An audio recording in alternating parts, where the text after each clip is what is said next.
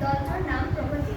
আমাৰ guide teacher হৈছে শ্ৰদ্ধাৰ প্ৰধান শিক্ষয়িত্ৰী অনুমালা দেৱী বাইদেউ আৰু আমাৰ দলৰ সদস্যসকল হৈছে ভাগ্যজ্যোতি বৰা, অভিনাশ দাস, নিশান্ত দত্ত আৰু নিহাৰিকা দাস আৰু মই দলপতি শ্ৰীমতী ৰচনা বৰা।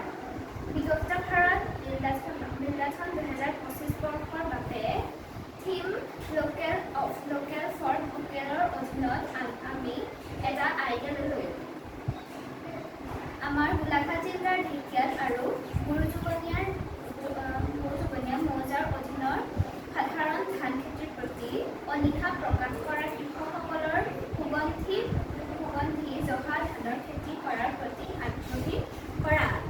আমি দেখিছোঁ যে গোলাঘাট জিলাৰ ঢেকিয়াল আৰু গুৰুজুবনীয়া মৌজাৰ বহু খেতি মাটি অব্যৱহৃত হৈ পৰি আছে।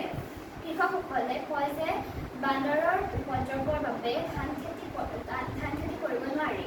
সাধাৰণ ধানৰ উৎপাদনৰ ব্যয় তুলনাত লাভৰ শতাংশ কম। তাৰোপৰি খাবৰ বাবে চৰকাৰে চাউল যোগান দিছিল। গতিকে ধান খেতিৰ প্ৰতি অনীহা আগ্ৰহী নহয়। গতিকে আমি ভাবিছোঁ যদি কৃষকসকলক সাধাৰণ ধানৰ পৰিৱৰ্তে সুগন্ধি জহা ধানৰ খেতিৰ প্ৰতি আগ্ৰহী কৰিব পৰা হয় তেনে তেওঁলোক লাভান্বিত হ'ব আৰু অঞ্চলটোৰ উন্নয়ন হ'ব। কাৰণ জহা ধানৰ চাহিদা গোটেই বিশ্বতে বাঢ়িছে। ইয়াৰ প্ৰতি কুইণ্টেলৰ মূল্য সাধাৰণ ধানতকৈ